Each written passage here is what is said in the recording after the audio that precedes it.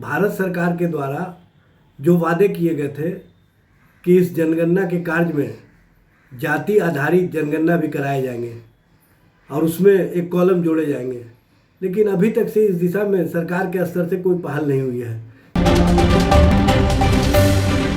बिहार में आज से यानी 1 अप्रैल से जनगणना की शुरुआत हो गई है और यह जनगणना डिजिटल के माध्यम से होगी। और आपको बता दें, जो विपक्ष है एक मुद्दे को लेकर के अड़ी थी, वो था जाति आधारित जनगणना।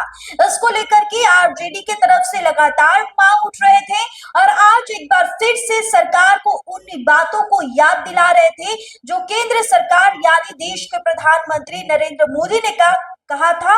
पहले हम चाहेंगे इस वीडियो पर आप एक नजर डालिए।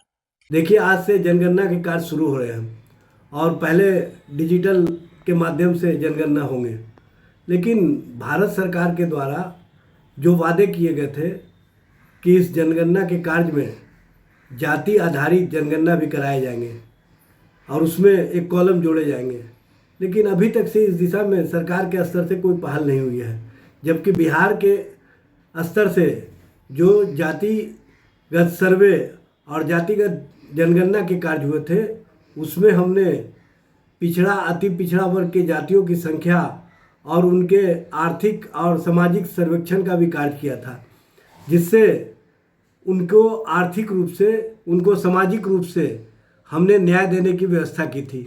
लेकिन अफसोस की बात है कि केंद्र सरकार जनगणना की कार्य तो करा रही है, लेकिन उसमें जातीय आधार पर जो जनगणना होनी चाहिए, जो उनकी संख्या की गणना होनी चाहिए, उनके आर्थिक स्थिति की गणना होनी चाहिए, उस संबंध में सरकार की गंभीरता नहीं दिख रही है। इसलिए केंद्र सरकार को चाहिए कि जो वादे प्रधानमंत्री नरेंद्र मोदी ने किए थे कि जनगणना के समय जातिगत जनगणना भी कराए जाएंगे, उसको कॉलम में जोड़ करके शामिल किया जाए और उसके बाद ही जनगणना के कार्य शुरू हो, तो ये देश के लिए भी, समाज के लिए भी और शोषित वंचित वर्ग के लिए भी बेहतर होगा।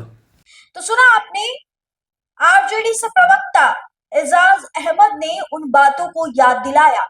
याद कीजिए, प्रधानमंत्री ने कहा था कि बिहार में जाति आधारित जनगणना होगी, तो अब इस बात को भूलना नहीं है, क्योंकि बिहार में एनडीए सरकार है और एनडीए सरकार को याद दिलाते हुए एजाज अहमद ने क्या कुछ कहा आपने सुना।